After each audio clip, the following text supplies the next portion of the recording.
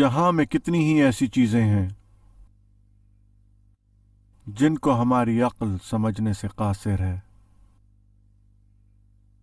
جبکہ خداوند قادر متعال و خالق آفرینش اور تمام اسرار و رموز سے آگاہ ہے۔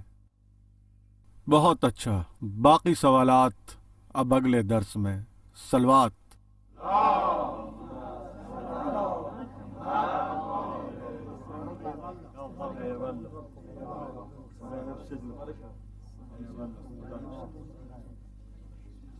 خداوند آپ کو اطاعت کی توفیق عطا فرمائے۔ السلام علیکم۔ السلام علیکم سلامت ورحمۃ رہیں، اللہ۔ مزاج بخیر ہیں؟ سلامت رہیں۔ کیا خبر ہے؟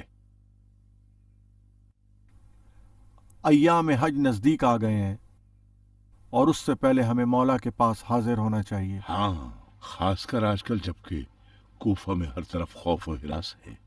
میں نے ابو حمزہ شمالی محمد ابن مسلم اور علی ابن یتقین سے بات کی ہے۔ ہم سب کا بہت جلد مدینے جانے کا ارادہ ہے، لیکن میں جانتا ہوں کہ مفضل کو ایک بار پھر کوفے میں ہی رہنا ہوگا تاکہ امام کے نمائندے کی جگہ خالی نہ رہے۔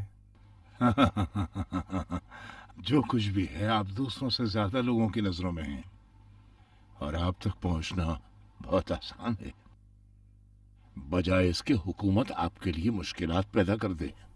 یہی وجہ ہے کہ 3 سالوں سے میں اپنے مولا کے حضور حاضر نہ ہو سکا۔ اگر ایام حج و عرفات میں اتنے کم دن نہ ہوتے تو میں اپنی جان کی پرواہ کیے بغیر ضرور جاتا۔ اور اب بھی مصلحت یہی ہے، اس سال بھی آپ کو مزید صبر ہی کرنا ہوگا۔ اسی وجہ سے میں تم سے ملنا چاہتا تھا